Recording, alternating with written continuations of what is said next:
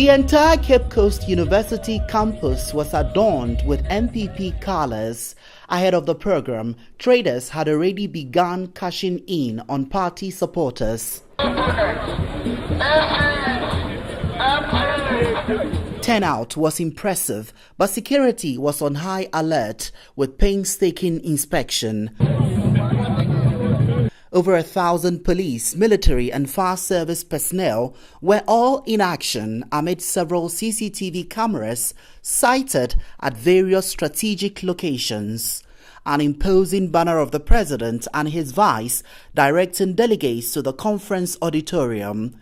The army that was marching without the most internal conflicts. For the MPP, it was time to take stock, deliberate and render account to both the bigwigs and the rank and file of the governing party. All opposition parties were in attendance to solidarize with the MPP, but as usual, the largest opposition party stood out. The victory of the NDC is coming again, and the people say, hey, job border.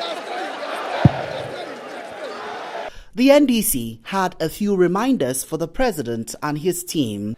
Give us the jobs, give us the roads, give us the free education,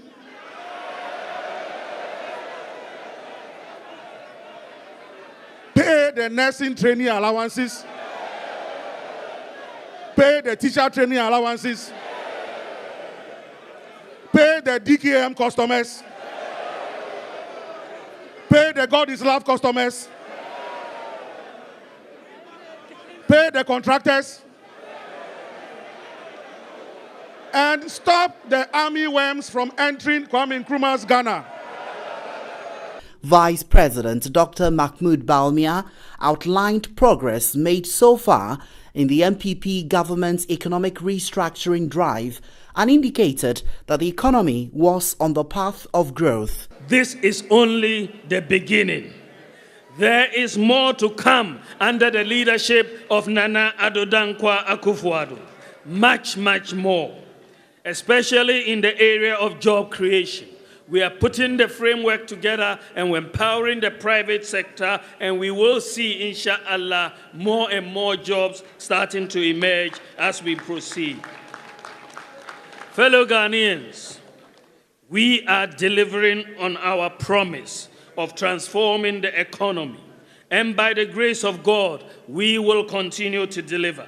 Inshallah, we are on course. The economy is responding under the visionary leadership of Nana Addo Dankwa Akufo-Addo to deliver Ghana beyond aid. President Akufo-Addo was emphatic that anyone found to be corrupt in his administration will not go scot-free. I am not going to preside over a government. If I don't know about it, I can do nothing about it. But knowingly, that will support corruption in our country. We need to deal with it.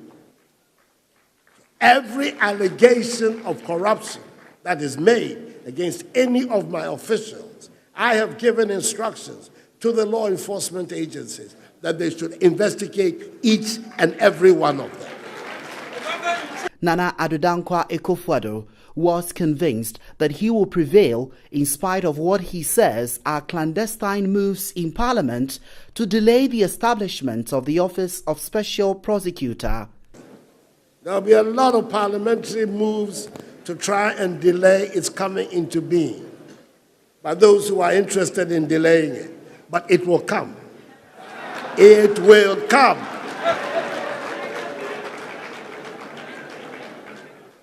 And it will be manned by those who are capable of doing justice to the office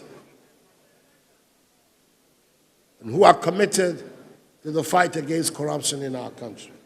Some government appointees had this to say after the conference.